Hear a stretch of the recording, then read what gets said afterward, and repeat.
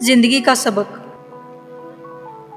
ہر آدمی، ہر مرد و زن اس غلط فہمی میں مبتلا ہے کہ مجھے نہیں مرنا، دوسروں کو مر جانا ہے۔ یہ حادثہ، یہ واقعہ، یہ ثانیہ جو کسی دوسرے کے ساتھ ہوا ہے، میرے ساتھ نہیں ہوگا۔ یہ ایک وہم ہے جو تقریباً ہر انسان میں پایا جاتا ہے۔ ایک ایسا دن بھی ضرور آنا ہے جس دن ہم نے چلے جانا ہے، جس دن ہم زمین سے 4-5 فٹ نیچے ہوں گے، جس دن ہمارا دنیا میں وجود نہیں ہوگا، جس دن ہمارا دنیا میں کوئی تذکرہ نہیں ہوگا۔ کتنے ہی ماہر فن، کتنے ہی تخمخواہ ایسے ہیں جنہیں آج کوئی نہیں جانتا، مگر وہ اپنے وقت کے بڑے نامور تھے۔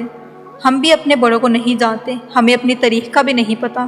ہم کل کی باتیں تو جانتے ہیں، مگر 100 سال پہلے جو قبرستانوں میں دفن ہو گئے، آج ان کے نام تک کوئی نہیں جانتا۔ انسان اتنا چھوٹا ہے کہ پوری کائنات میں ایک زمین، اس زمین میں ایک ملک، اس ملک میں ایک صوبہ، اور ایک صوبے میں ایک شہر، اور ایک شہر میں ایک انسان۔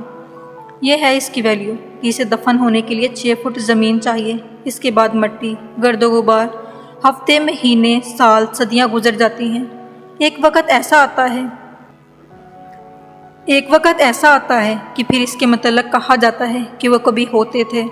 پھر ایک وقت وہ بھی آتا ہے کہ جب کسی کو پتہ ہی نہیں ہوتا کس قدر بے بسی ہے۔ خربوں سال کا فاصلہ ہے جب انسان پیدا نہیں ہوا تھا، پھر نامعلوم کتنے خرب سال کا فاصلہ، پھر وہ پیدا ہوتا ہے، اس کے بعد وہ مرے گا، پھر نامعلوم کتنے ہزار سال کا فاصلہ کہ جب اسے اٹھایا جائے گا۔ اس کے درمیان اس کی مختصر سی زندگی ہے۔ اس مختصر سی زندگی میں ایک بچپن ہوتا ہے جس میں ہمارے کھیل ہوتے ہیں، جس میں کاغذ کی کشتی ہوتی ہے، جس میں گڑیا کی شادی ہوتی ہے، جس میں ہم چھوٹی چھوٹی باتوں پر ناراض ہوتے ہیں، جس میں چھوٹی چھوٹی چیزوں پر ہم خوش ہوتے ہیں۔ ہمارے لیے ایک کینڈی بھی بہت ہوتی ہے۔ آخر کار ہم پڑھنے لگتے ہیں، پھر بڑے ہو جاتے ہیں، اور ساتھ ہی ہماری زندگی میں شعور آ جاتا ہے۔ جیسے ہی شعور آتا ہے، شعوری زندگی میں شروع ہو جاتی ہے۔ شعور سے پہلے زندگی نہیں ہوتی، وہ تو ایک لا علمی ہوتی ہے، کیونکہ شعور نہیں ہوتا۔ شعور کے آنے کی پہلی پہچان یہ ہے کہ شعور آتے ہی انسان پوچھتا ہے کہ میں اس دنیا میں کیوں آیا ہوں؟ اس سوال کا تعلق نہ عمر کے ساتھ ہے، نہ بال سفید ہونے کے ساتھ ہے، اور نہ اسکول و کالج کے ساتھ۔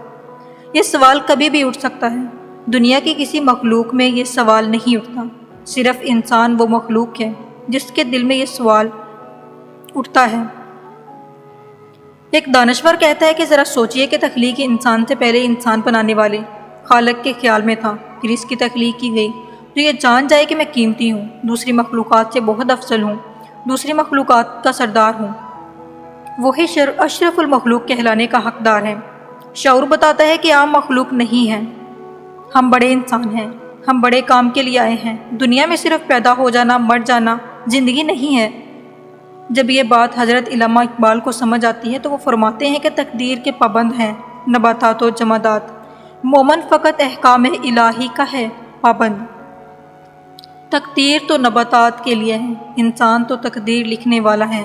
کائنات کے اس نظام میں اللہ تعالیٰ پر یہ نہیں دیکھتا، اللہ تعالیٰ یہ نہیں دیکھتا کہ ہم غریب ہیں، کس کے بیٹے ہیں، کالے ہیں، گورے ہیں، ذات کیا ہے، برادری کیا ہے۔ وہ صرف ایک چیز دیکھتا ہے، جو دستک دے رہا ہے، جو کوشش کر رہا ہے، جو محنت کر رہا ہے، جو آنسو بہا رہا ہے، جو خون پسینہ ایک کر رہا ہے، اس کے لیے وہ حرکت میں آ جاتا ہے۔ قوانین انسان کے لیے ہیں۔ جب کوئی دل سے اللہ تعالیٰ کا ذکر کرتا ہے تو پھر وہ چمکتا ہے، پھر محنت نے مل کر ہیرا بن جاتا ہے۔